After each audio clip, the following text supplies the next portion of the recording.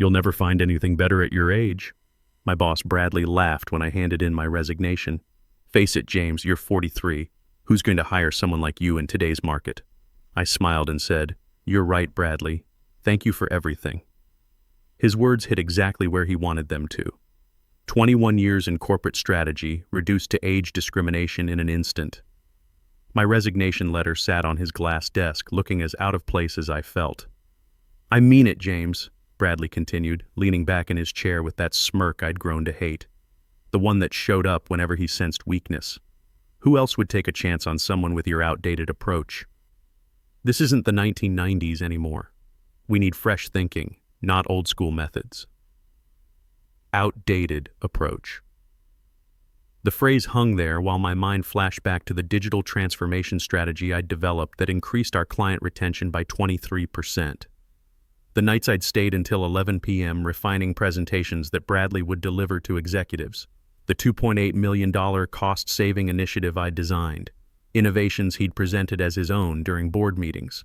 The Henderson account restructuring needed someone with modern vision, he added, tapping his Mont Blanc pen against my letter. Not that you were really in the running, but still. But I had been. I'd researched that restructuring for 4 months, developed a comprehensive framework that the client specifically requested. My application for project lead had mysteriously disappeared from HR 3 times. The position went to Bradley's former fraternity brother, who'd been with the company exactly 8 weeks. I appreciate the opportunity you've given me, I said, keeping eye contact despite wanting to walk out.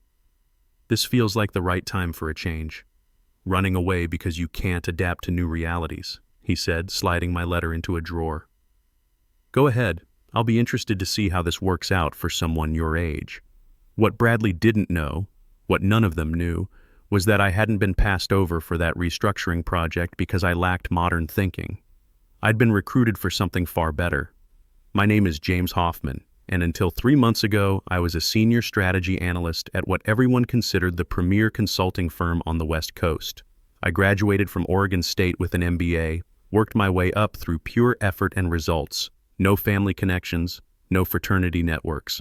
I arrived early, stayed late, and volunteered for the projects nobody wanted. People called me thorough. I saw patterns others missed, found solutions where others saw only problems. I also had a habit of mentoring younger analysts when supervisors tried to steamroll them, which didn't win me popularity contests with management.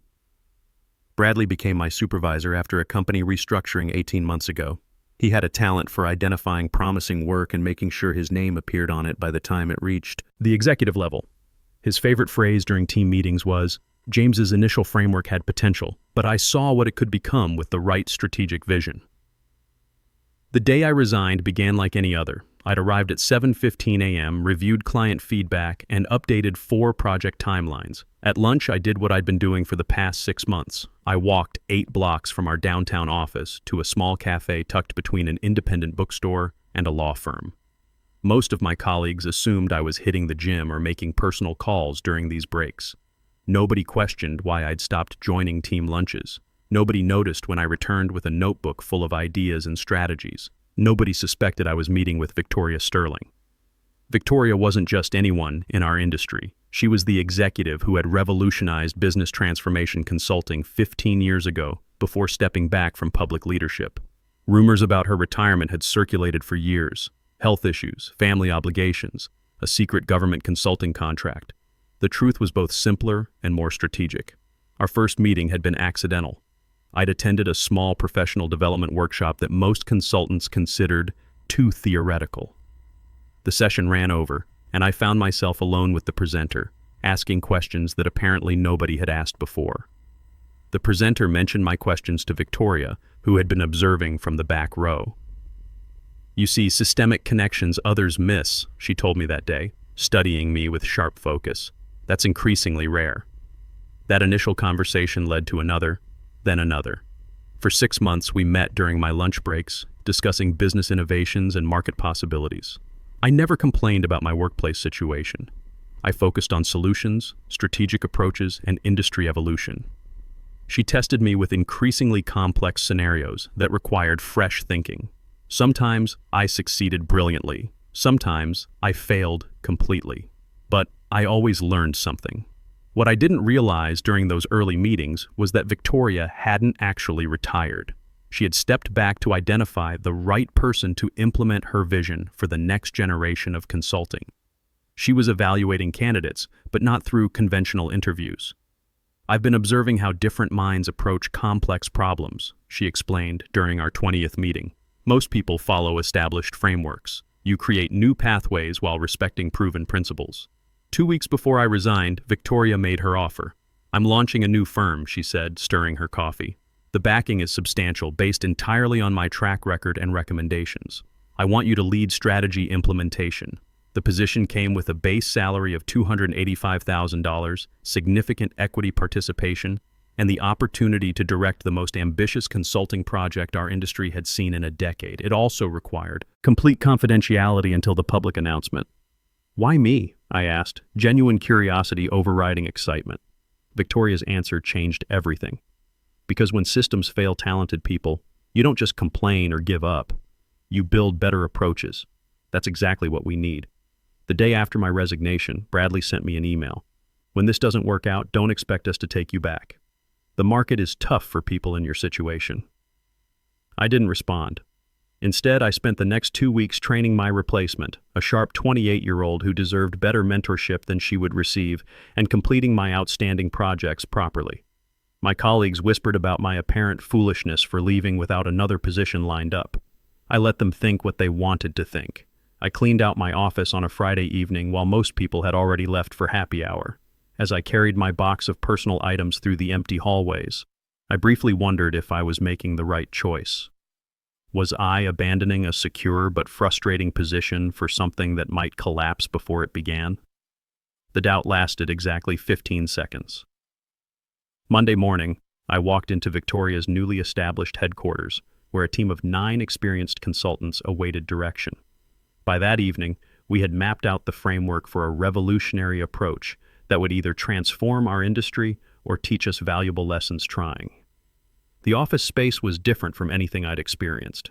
Natural light streamed through tall windows in a renovated warehouse downtown, no corporate gray carpet or fluorescent lighting. The conference room had a round table instead of the intimidating rectangular ones designed to establish hierarchy. "Welcome to Sterling Consulting Solutions," Victoria said during our first team meeting. "We're not here to replicate what everyone else is doing. We're here to prove that experience combined with innovation creates something entirely new." The team was impressive. 9 seasoned professionals, each bringing 15 to 20 years of experience from different sectors. No fresh MBA graduates looking to pad their resumes. No one trying to prove themselves by working 80-hour weeks. Just experienced people who knew their stuff and wanted to do meaningful work. Sarah, my wife, had been skeptical when I first mentioned the possibility of leaving my firm. "Are you sure about this, James? You've built a solid reputation there. Starting over at 43 isn't easy." But when she saw how energized I became after each meeting with Victoria, she changed her tune. "I haven't seen you this excited about work in years," she said one evening. "Whatever you decide, I'm behind you." The first month at Sterling was both challenging and refreshing. We worked long days, but they felt different. Every idea was discussed, refined, or respectfully discarded based on merit. Nobody worried about who got credit.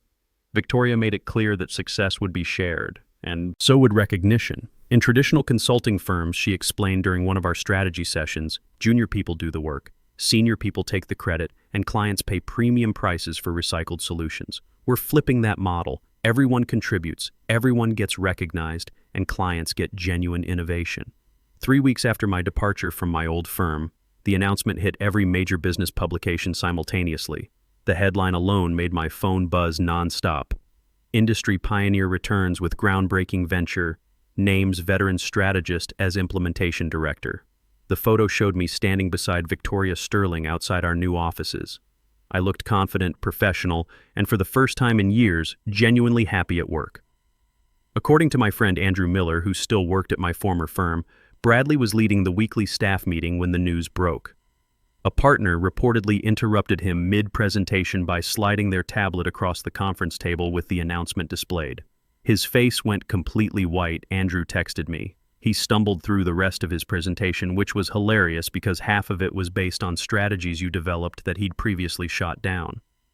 That same afternoon, my LinkedIn inbox lit up with messages, former colleagues congratulating me, industry contacts asking about opportunities, headhunters suddenly interested in my background. And then there was Bradley's message. Congratulations on your exciting new role. Perhaps we could discuss potential collaboration opportunities between our firms. I stared at that message for a long time. The guy who'd mocked my age and dismissed my ideas now wanted to collaborate. I didn't respond. Not yet. The first 8 weeks at Sterling were intense but rewarding. We developed what would become known as the Sterling Framework, a systematic approach to business transformation that combined traditional strategic principles with adaptive implementation methodologies. My role as implementation director meant I was responsible for taking our theoretical framework and making it work in real-world client situations. It was exactly the kind of challenge I'd been craving for years. "You need to present this framework to our board yourself," Victoria told me when we prepared for our first major investor presentation. "They need to see the strategic mind behind the concepts." "Wouldn't it carry more weight coming from you?" I asked, thinking of all the times my voice had been replaced by Bradley's. "They trust your reputation."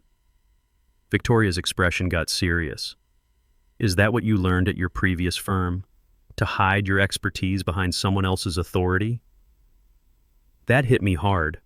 I'd become so used to having my contributions minimized that I'd started expecting it. Something shifted inside me that day. I spent the weekend rewriting the presentation, putting my voice and strategic vision front and center. When I finished presenting to the board the following Tuesday, there was complete silence for about 10 seconds. Then the chairperson leaned forward. "This approach is unlike anything we've evaluated. The risk is substantial." My stomach dropped. "So is the potential return," she continued. "You have our complete support." That night, Victoria and I celebrated with the team at a local restaurant. As everyone talked around us, she said quietly, "Your former supervisor has reached out to me 4 times trying to arrange a meeting." I felt sick. What does he want? What people like him always want: to be associated with success they didn't create. She studied me. "He doesn't understand you're the architect behind our central innovation, does he?" I shook my head. While the announcement had named me implementation director, the specific details of our strategic approach remained confidential. Only those directly involved understood that the revolutionary framework we were developing had emerged largely from concepts I'd been refining for years. Ideas Bradley had repeatedly rejected as impractical. "He'll figure it out eventually," Victoria warned. "Be prepared." She was right. 10 weeks into the project, we launched our pilot program selection process. We decided to test our framework with 12 companies across different industries. The selection process was rigorous and completely anonymous. Companies submitted detailed proposals without knowing who would evaluate them. Our team assessed each submission based on specific criteria, without seeing company names until the final scoring was complete. When the results came in and company names were revealed, my former firm wasn't on the list. The next morning, my personal phone rang. Bradley's name flashed on the screen. "James," he said, his voice dripping with fake warmth. "It's been too long. I've been trying to reach you through Sterling's main number." "I've been busy," I replied, keeping my voice neutral. "What can I do for you?" "I wanted to congratulate you personally. Working with Victoria Sterling, that's quite an achievement for someone at your career stage." At your career stage. There it was again, the subtle dig wrapped in a compliment. "Thank you," I said, giving him nothing more to work with. "I notice our firm wasn't selected for your pilot program," he continued. "There must have been some oversight. Our submission clearly exceeded all the stated criteria." I took a slow breath. The selection process was completely anonymous, Bradley. No company names were attached to proposals during evaluation. Every submission was judged purely on strategic merit and innovation potential. The silence that followed told me everything I needed to know. Their proposal hadn't been good enough, not because I'd manipulated anything, but because their strategic thinking wasn't innovative enough to meet our standards. The irony wasn't lost on me. If Bradley had actually implemented any of my strategies during my time there, they might have made the cut. "Perhaps we could meet," he suggested, his tone shifting to something more desperate. I could provide some guidance on your project, for old time's sake. Share some insights about potential pitfalls. That won't be necessary, I said calmly, but I appreciate the offer. After we hung up, I felt oddly empty.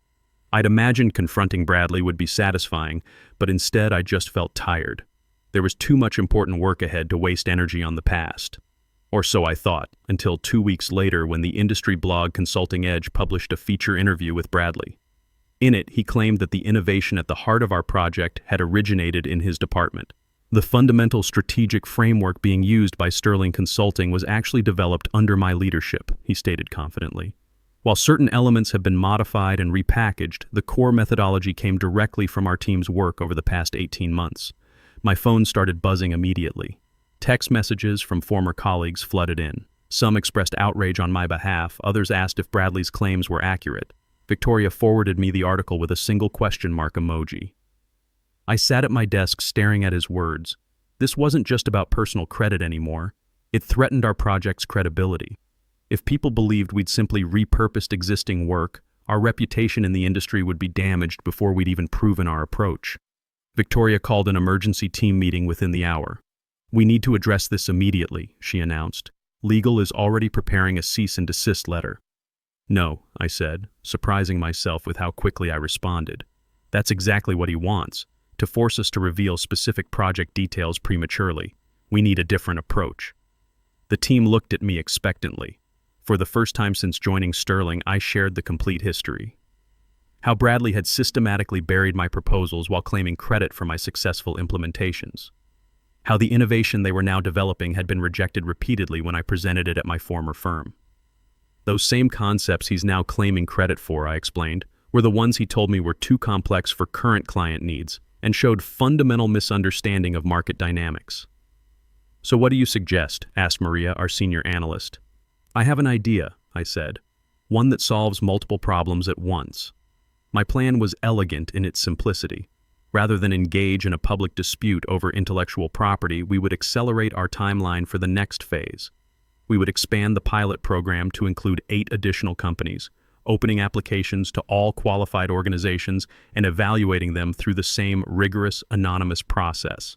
If Bradley's firm truly understands this innovation as well as he claims, I explained, their next proposal should reflect that deep understanding. If not, they'll expose their own deception. Victoria considered this carefully. It's risky. We weren't planning to expand for another 6 weeks. Are we ready? The team is ready, I insisted, and this approach lets the work speak for itself. No legal battles, no public disputes, just pure merit-based evaluation. The announcement of our expanded pilot program went out that same afternoon. Within hours, applications started flooding in. Among them was a submission from my former firm, filed less than 3 hours after our announcement went live. The evaluation process took 2 weeks. Our assessment team, which specifically didn't include me to ensure complete impartiality, reviewed each of the 47 submissions we received. They used a detailed scoring matrix that evaluated strategic thinking, implementation feasibility, innovation potential, and understanding of our framework's core principles. When the results came in, I wasn't surprised. Bradley's firm scored dead last among all applicants. Their proposal demonstrated a fundamental misunderstanding of the very innovation he'd claimed they had developed.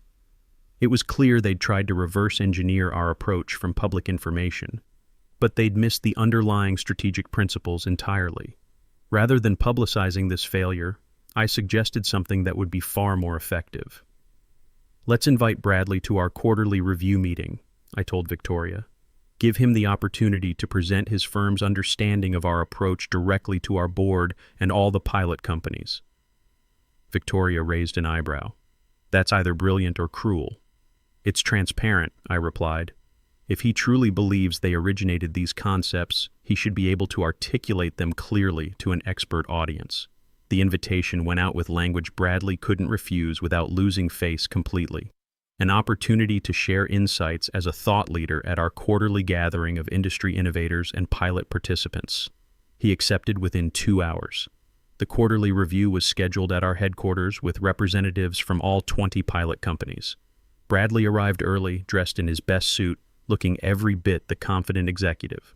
When he spotted me in the lobby, he walked over with that familiar smirk. "I wasn't expecting to see you in a meeting at this level," he said, adjusting his cufflinks. "Will you be taking notes for the presentation?" I smiled. Not exactly. Before I could elaborate, Victoria called everyone into the main conference room. She welcomed the group, outlined the agenda, then did something that made Bradley's confident expression freeze. "James will guide us through the technical aspects of our framework before we hear from each company about their implementation experience," Victoria announced. "As our implementation director and the lead architect of this entire strategic approach, he's best positioned to walk you through the methodology." Bradley's face went from confident to confused to something approaching panic as I took the center position. I spent the next 30 minutes walking through our framework's theoretical foundations, practical applications, and the early results from our pilot group. The presentation went smoothly. I explained how we'd identified gaps in traditional consulting approaches, developed new methodologies for implementation, and created metrics for measuring transformation success. When I finished, the room erupted in applause, everyone except Bradley, who was staring at his hands. Next, representatives from each pilot company shared their experiences implementing our framework. The results were consistently impressive. Efficiency increases beyond initial projections, cost reductions exceeding targets, and unexpected benefits in related processes. Johnson Manufacturing reported a 34% reduction in operational waste. DataStream Solutions had increased client satisfaction scores by 28%. Pacific Northwest Logistics had streamlined their supply chains so effectively they were now consulting for competitors. Finally, it was Bradley's turn. Victoria introduced him as representing a firm interested in joining our program and invited him to share his understanding of how our innovation would integrate with his company's operations. He stood slowly, straightening his tie. You could see the sweat starting to form on his forehead. "Thank you for the opportunity," he began, his voice not quite as steady as usual. "As I've mentioned in previous interviews, many elements of this approach have striking similarities to work developed in my department." A murmur ran through the room. 20 executives who'd just spent 2 hours learning about our methodology were now hearing someone claim credit for it. Bradley sensed the skepticism and tried to pivot. "However, today, I'm more interested in exploring how we might contribute to the next phase of development," he said quickly. That's when I did something I'd been planning for weeks. I raised my hand.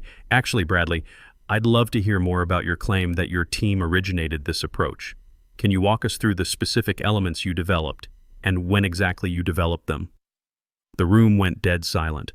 Every eye shifted between us as Bradley's confident mask completely cracked. He cleared his throat, looked around the room like he was searching for an exit. "Well, I wouldn't want to bore everyone with technical details that might be proprietary." "I insist," I said, keeping my voice friendly but firm. "This is a room full of industry experts who've just implemented these concepts. We're all eager to learn about your team's contributions." Bradley's eyes darted around frantically.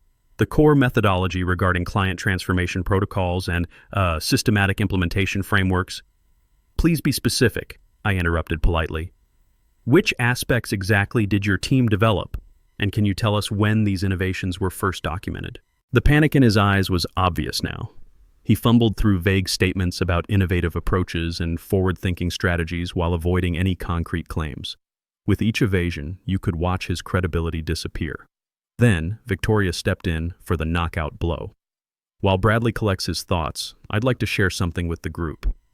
She clicked her remote and the screen behind her displayed a detailed timeline. "This shows the complete evolution of our approach, including dated records of every concept development session, pilot test, and framework revision. The timeline clearly showed my contributions dating back 3 years, with documentation that could only have come from one source." "As some of you might know," Victoria continued, "before approaching James, I conducted extensive research into consulting firms across our sector. Part of that process involved speaking with board members, including those at James's former employer. That hit me hard. Victoria hadn't randomly encountered me at that workshop. She'd been watching me for over a year. Board member Andrew Miller was particularly impressed by strategic proposals repeatedly submitted by a senior analyst but consistently rejected or shelved, Victoria continued. He provided copies of these proposals as examples of wasted talent within the organization. On screen appeared copies of my old proposals, complete with Bradley's dismissive comments written in the margins. Comments like, Too complex for current client needs and shows fundamental misunderstanding of market dynamics.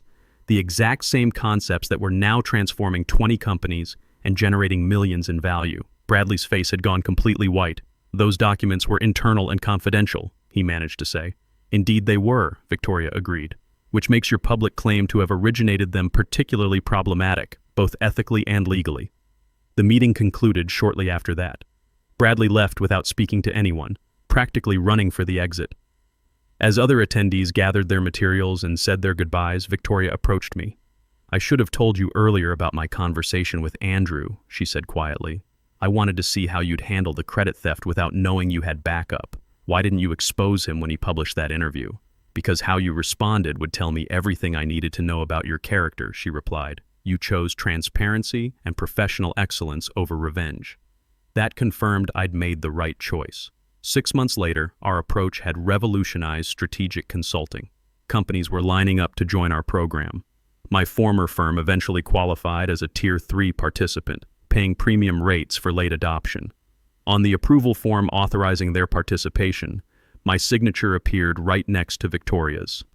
Sometimes the best revenge isn't getting even. It's creating a world where others won't have to suffer the same treatment you did. Sometimes winning isn't about destroying your opponent. It's about transforming the entire game. At 43, I learned that experience isn't outdated when it's combined with innovation and the right opportunity. Age isn't a liability when you're working with people who value wisdom alongside fresh thinking. Thanks for staying with me through this story. If you've ever felt undervalued at work, remember that your next chapter might be your best one yet.